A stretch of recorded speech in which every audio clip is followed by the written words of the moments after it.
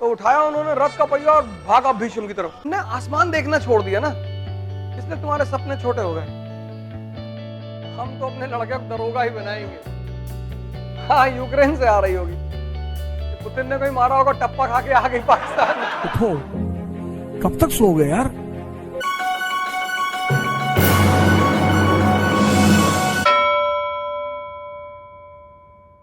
जब तुम किसी फील्ड में एंटर करते हो, आज हमसे एक लड़के ने पूछा कि मैं धावक बनना चाहता हूं, तो कोच जरूरी है?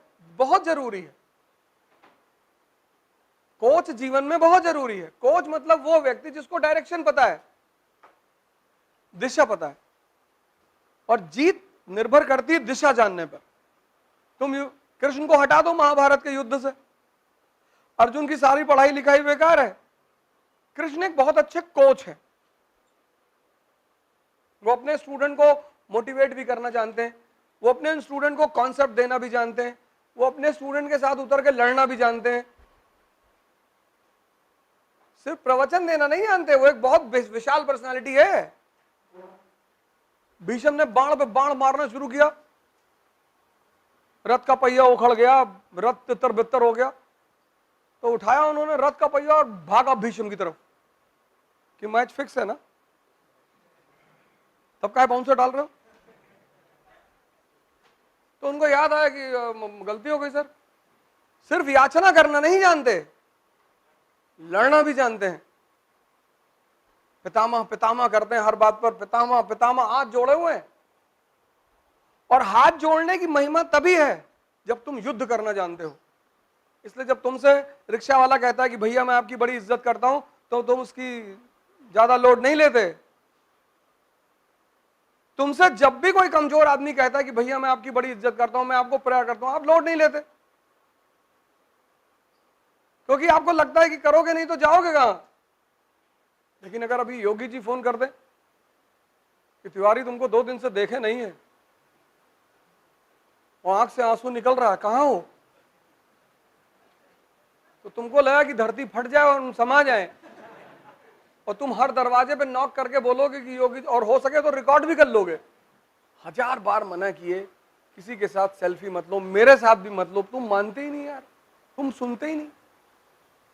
हमारी फेसबुक पे कहीं कोई फोटो देखे किसी के साथ, हम तो इतने लोगों से मिलते हैं, सेल्फी लो मोर के साथ, मोर, कहीं मोर नाच रहा हो,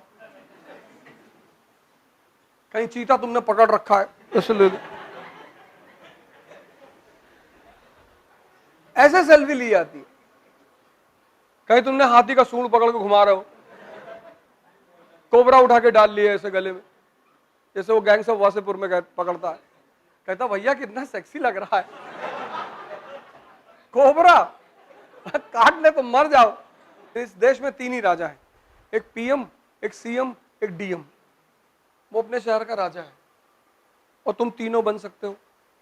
तुमने आसमान देखना छोड़ दिया ना, इसलिए तुम्हारे सपने छोटे हो गए। तुमने आसमान देखना छोड़ दिया। पहले हम गांव में रहते थे तो बाहर चारपाई लगती थी मच्छरदानी लगा के, तो जब लेटे तो सीधे आसमान दिखाई पड़ता था कि इसके ऊपर क्या है यार।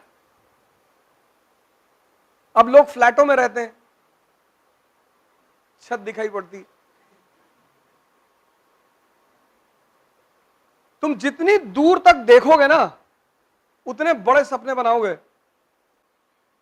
एक दादाजी एक मुकदमा जीते तो जज को मिठाई खिलाने गए, तो बोले जज ने दादाजी से कहा कि दादाजी ऐसा करना, अपने लड़के को जज बनाना। अरे बोले क्या बात कर रहे हो साहब, जिस मुकदमे को समझाने में तुमको 20 साल लगा, वो 20 साल पहले वो दरोगा कह रहा था 5000 दे दो यही निपटा दूं।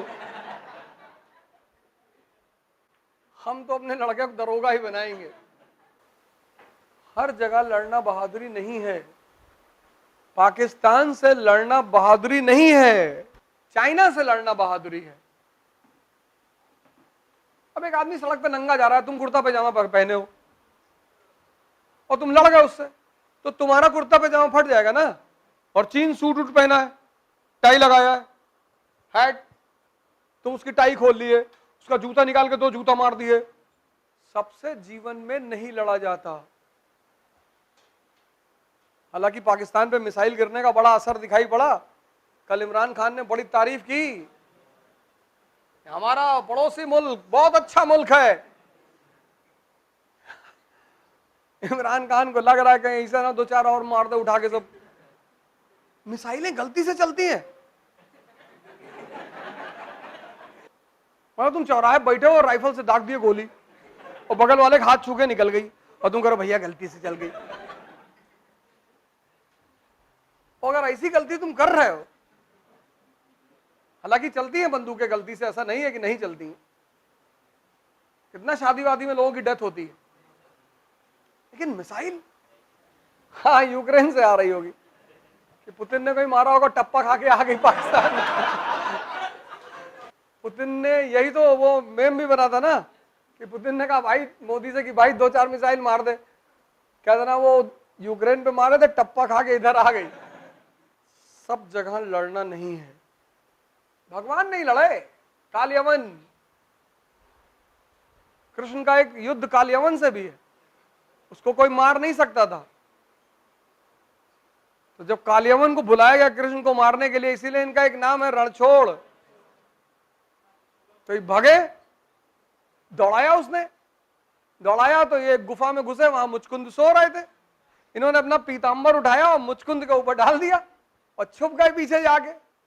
और वो आया और गुस्से में उसने 2-3 पैर मुचकुंद ऋषि को मारा और ऋषि क्रोध में उठे, शक्ति का रिजर्वायर, और देखे वो जल के मर गया। अपना पीतांबर लिए डाले चले गए कि यार हमसे क्या लेना देना था।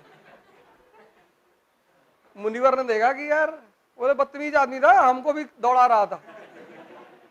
तो जब भगवान सबसे नहीं लड़ते हैं खुलकर, तो तुम क्यों लड़ना चाहते हो? बाली को मारा ना छुपके, तुम भी ऐसा कर लड़ो, कहीं छुप जाओ, कहीं दूसरे को लड़ा दो। पर कभी ना कभी डेमो तो देना ही पड़ेगा। एक तो डेमो देना पड़ेगा ना। तो कंस को उड़ा दिए, शिशुपाल को तो डेमो दे दिए, तो लोगों ने माना कि बदमाश तो है। डेमो तो देना ही पड़ेगा, बिना डेमो के तुम्हारी एक्सेप्टेंस ही नहीं होगी। लेकिन हर जगह नहीं लड़ना है। ये बात अंग्रेजों को पता थी कि मराठा का जो एरिया है महाराष्ट्र, ये गुरिल्ला वॉर का टेरेन है, हम इनसे लड़कर जीत नहीं सकते, लड़ते रहेंगे कयामत तक। जैसे अफगानी कयामत तक लड़ते, उनको कहा जा रहा है, उनकी कौन सी इंडस्ट्री है, फैक्ट्री है, IIT कानपुर है, उनकी अफीम की खेती है, AK-47 है, उनका क्या मिटेगा?